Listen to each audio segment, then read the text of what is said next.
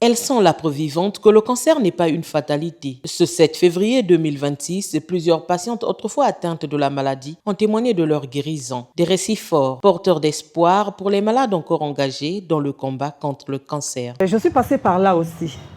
J'aimerais commencer mon propos par dire aux autres, moi je ne savais pas. Mais vous, vous savez. Parce que vous avez l'information. Moi je ne savais rien. Je suis mère, j'ai 3 enfants. Je venais d'accoucher. J'avais un bébé de 3 mois.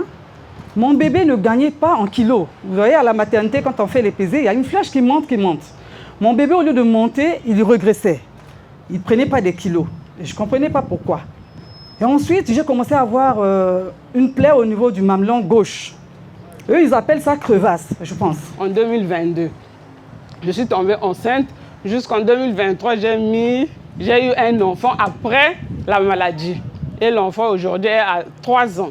Derrière ces victoires individuelles, une réalité plus préoccupante persiste. Les retards critiques dans la prise en charge des patients atteints du cancer dans les centres de santé. Pour y faire face, le programme national de lutte contre le cancer met désormais à la disposition du corps médical des lignes directrices nationales destinées à harmoniser et à optimiser le traitement des cancers les plus courants dans les districts sanitaires du Congo. On avait eu une formation de ce qui pouvait être fait au niveau des districts sanitaires. On a eu une formation en ligne. Et on s'est rendu compte qu'il était aussi important que nous ayons ces documents après cette formation. Et voilà pourquoi, pour combler le vide juridique qu'il y avait à notre niveau, eh bien nous avons tenu vraiment mordicus pour que nous puissions rédiger ce document et le rendre le vulgariser auprès des formations sanitaires au niveau des districts. À cette occasion, la professeure Nsonde Malonda, directrice du PNLS, a conduit une séance de sensibilisation pédagogique. Les professionnels de santé venus de différents horizons ont salué cette initiative qui vient combler un vide protocolaire majeur sur le terrain. Grande est ma joie, parce que étant du corps médical, souvent on confond beaucoup de choses.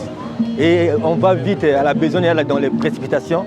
Et c'est un grand problème vu ce genre d'atelier qui nous donne encore plus de conscience et d'efficacité sur le diagnostic des cancers. L'urgence de ces mesures est confirmée par les chiffres. Selon les données de 2022, le Congo a enregistré 2700 nouveaux cas de cancer pour 1732 décès, soit un taux de mortalité alarmant de 64%.